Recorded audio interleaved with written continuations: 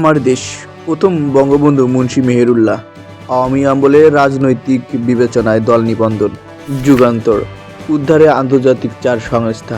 গাজায় যুদ্ধাহত শিশুর ছবি বিশ্বসেরা।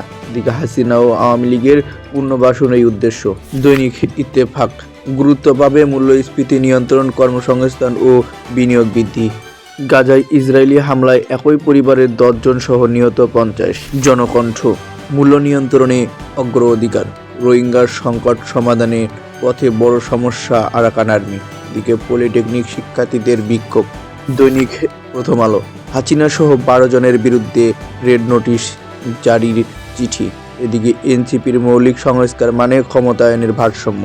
দৈনিক সমকাল সরকারকে চাপে রাখার কৌশল নিচ্ছে বিএনপি। এদিকে জাতীয় ইস্যুতে বিএনপি ও জামাত ঐক্যবদ্ধ থাকবে, সমঝোতার বাধা যেখানে।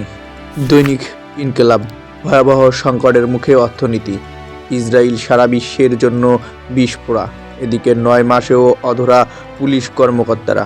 দৈনিক আজকালের খবর জোট সঙ্গীদের সঙ্গে আজ বৈঠক করবে বিএনপি।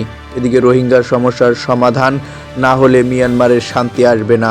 অন্যদিকে সমন্বয় পরিচয় অপহরণ করে 10 কোটি টাকা মুক্তিপণ দাবি, গ্রেপ্তার 2। কালবেলা বিএনপি আটকের দাবিতে মাঠে জামাত এনসিপি। এদিকে অক্সিলারি ফোর্স জানে না তাদের কাজ কি। এদিকে সরকারকে চাপে রাখতে নতুন কৌশল বিএনপির।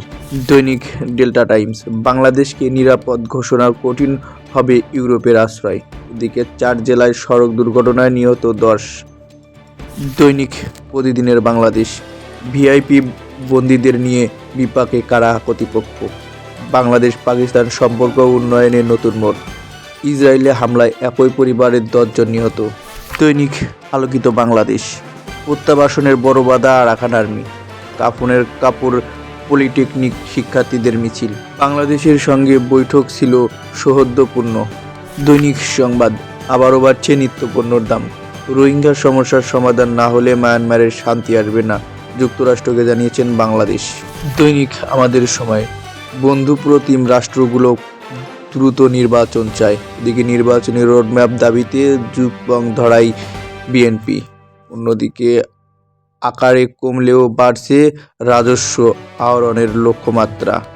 ঢাকায় অস্থায়ী পশুহাটের ইজারা নিয়ে ত্রিমুখী লড়াইয়ের সংখ্যা।